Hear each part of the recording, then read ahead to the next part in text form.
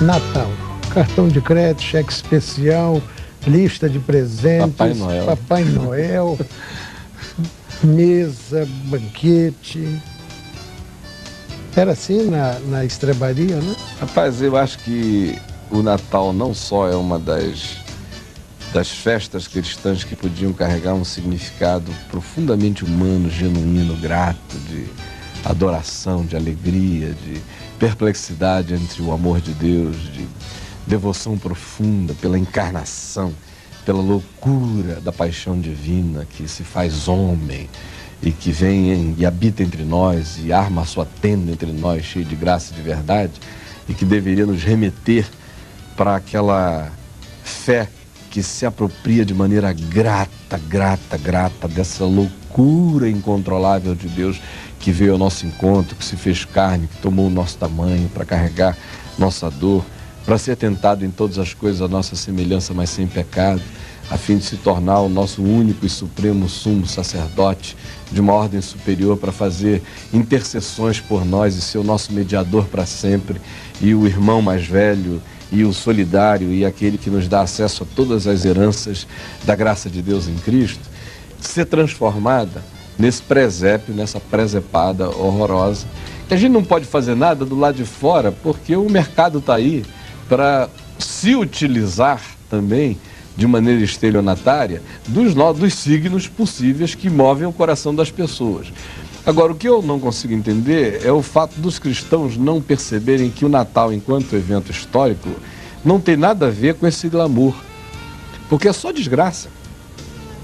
Maria, o neném nasce numa estrebaria, é mosquito, é esterco de animais, é um desconforto desgraçado, não tem hotel para abrigá-los, é dor e é perplexidade, é medo, é insegurança. Qual a mulher que gostaria de dar luz naquelas condições? Ameaças de morte se seguem, tem que sair para o Egito para fugir. Uma multidão de crianças morrem por causa desse evento. Herodes está com a espada brandindo sobre a cabeça do menino. Os magos têm que voltar por outro caminho para evitar que a criança venha morrer. A profecia que Maria e o esposo ouvem acerca do menino é tenebrosa, não é? Esse menino vai ser objeto de contradição para que se manifestem os pensamentos de muito coração, e uma espada vai atravessar a tua alma, é o que dizem a mãe dele, a Maria. De modo que o Natal, ele carrega, além de tudo, conflitos enormes, porque a gente também não imagina o que aconteceu com José. Você já imaginou?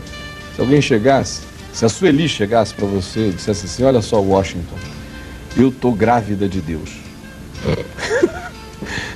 Você ia dizer, olha só, me explica essa história melhor. Não é? Lá no interior do Amazonas, as meninas, quando não tem o que dizer, dizem que foi o boto. Boto, é. Não é? Agora, eu estou grávida de Deus e engoli essa história numa sociedade como aquela. Pelo amor de Deus, me arranja uma outra razão devocional para me enganar, mas essa não dá. E o José ainda tem que ser convencido de que o filho foi gerado pelo Espírito Santo, que ele tinha que abraçar a criança em sonho.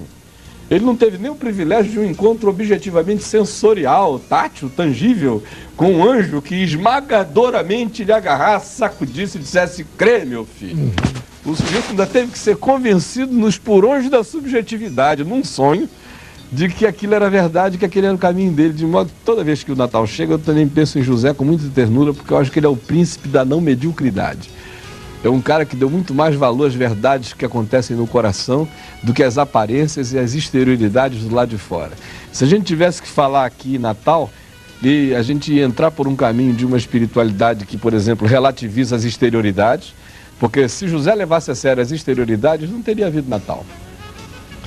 Não é? Então já começa com uma coisa de que Natal é antes de tudo, começa com um convite a que o coração creia na revelação de Deus no coração e não fique profundamente impressionado com as exterioridades e com as aparências. Do contrário, o José poderia ter perdido o privilégio de celebrar aquele Natal como graça de Deus para a humanidade, porque ele mesmo ia se sentir nada mais, nada menos do que um corno manso, ao invés de se sentir como um homem que estava para além da média, da mediocridade, que na subjetividade do seu ser creu e abraçou a mulher que recebeu o privilégio de trazer a misericórdia encarnada de Deus ao mundo, de trazer Deus ao mundo em Cristo.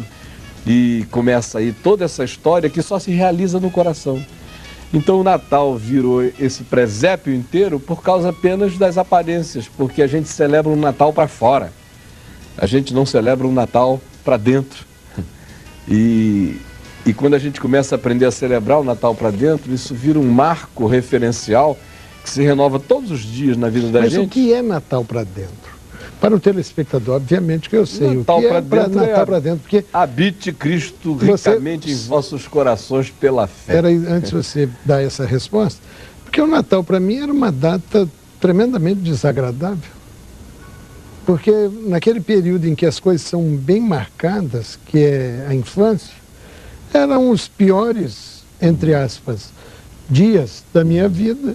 Então eu recebia um patinete feito de caixa de maçã, feito pelos irmãos, com rolimã, bola de meia de mulher que enchia de pano, e os meus amigos recebendo bola de futebol, bicicleta, e eu com o meu patinete ali. Esse Natal que está aí, ele serve... Isso é que traz sempre frustração. Serve aí, só para gerar comparações e frustrações, para exacerbar você nunca é o topo. Desigualdades sociais, para fazer as pessoas se sentirem menos amadas, os pobres acharem que há um boicote permanente. Então esse é o Natal para fora. Esse é o Natal para fora. Agora é o Natal para dentro. Só abisma as diferenças sociais, só mostra quem tem, quem não tem, só revela quem pode e quem não pode, só traz felicidade para quem tem o que comprar no supermercado, no shopping, e frustração para aqueles que têm que receber a misericórdia de uma dádiva material inexpressiva que foi o que sobrou da mesa dos ricos.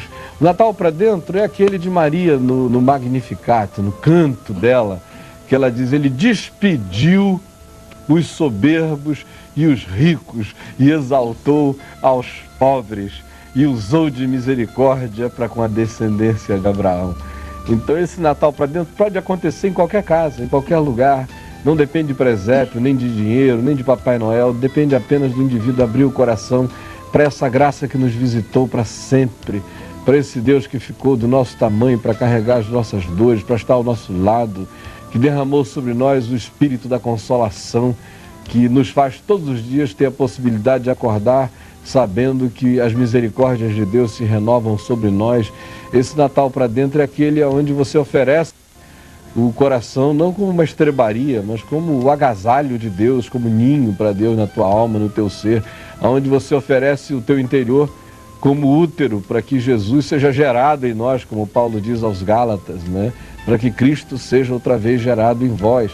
Deveria servir como marco, como referência, como memorial, como lembrança, não importando a data, mas como alguma coisa que sinaliza historicamente um momento em que todos nós, com a consciência tomada de gratidão em fé, nos reuníssemos para celebrar a visita do sol nascente das alturas. Amém. Que veio trazer luz àqueles que viviam na região da sombra da morte. Eu, pelo menos, quando chega o Natal, eu só me deixo imbuir por esse sentimento dessa visita do sol nascente das alturas, que veio iluminar a minha escuridade, a mim que vivia na região da sombra da morte, tateantemente, sem ter nenhuma referência para viver, com vontade imensa de morrer desde que eu era menino. Desde os 7 anos de idade que a vida começou a se me tornar algo muito densaboroso. Até as minhas pulsões para viver, para possuir tudo, para provar de tudo, era para ver se eu provava alguma coisa que desse um gosto a mais para a minha vida. E quando eu cheguei aos 18 anos, eu estava existencialmente envelhecido, cansado e desgastado e rodado e desanimado e sem sabor nenhum para viver, com vontade de morrer. E Natal aconteceu para mim ali. Amém. E tem acontecido sempre. De lá para cá eu já passei por muitos momentos difíceis, mas sempre houve Natal. Amém. Sempre houve graça e misericórdia, sempre houve a certeza de que essa fidelidade de Deus é eterna para com você. Você sabe, Caio, numa outra oportunidade nós poderemos falar, uns personagens que me chamam a atenção são os sábios, chamados 3 reis magos, né? Que ele veio de geração em geração, o anúncio de que um dia ia aparecer, e eles andam 4.000 quilômetros no lombo de um camelo. Extremo Oriente, e também tem uma mensagem que em 1 minuto a gente podia entender. É incrível, porque 4.000 quilômetros no lombo de um camelo, detalhe, né? Para adorar um um menino numa estrebaria confiado numa promessa. E há uma outra coisa que a gente precisa entender, que hoje a gente tenta fazer daqueles caras sábios, outros tentam fazer deles astrônomos, mas não existia astronomia. Astrologia e astronomia na antiguidade era a mesma coisa. Então, os pais da igreja entenderam isso melhor do que os cristãos hoje. De que aqueles astrólogos, astrônomos e sábios que vieram do Oriente representavam uma coisa singela e soberana. De que a busca de todo homem em qualquer lugar da Terra é por Cristo, mesmo que ele esteja tentando encontrar nas estrelas. E que a intenção de Deus em qualquer momento histórico é revelar a Jesus. E que sempre existe uma porta, um portal de conexão entre qualquer que seja o equívoco humano e aquela porta que Deus botou ali para que o indivíduo por aquela via receba o acesso a essa revelação. Então, mais do que qualquer outra coisa, isso foi uma coisa que uma vez eu disse ao Paulo Coelho, quando ele perguntou de mim, o que é que você acha de mim? Eu falei, eu já te vi bruxo, já te vi mago, já te vi agora um católico cristão que escreve, já te vi um monte de coisa, mas o que eu estou vendo é um indivíduo seguindo uma estrela. Só quero te anunciar que o fim do caminho é de joelho, diante de Jesus de Nazaré, porque é aí que termina toda a busca. Amém. É quando você encontra Jesus. Amém. Amém.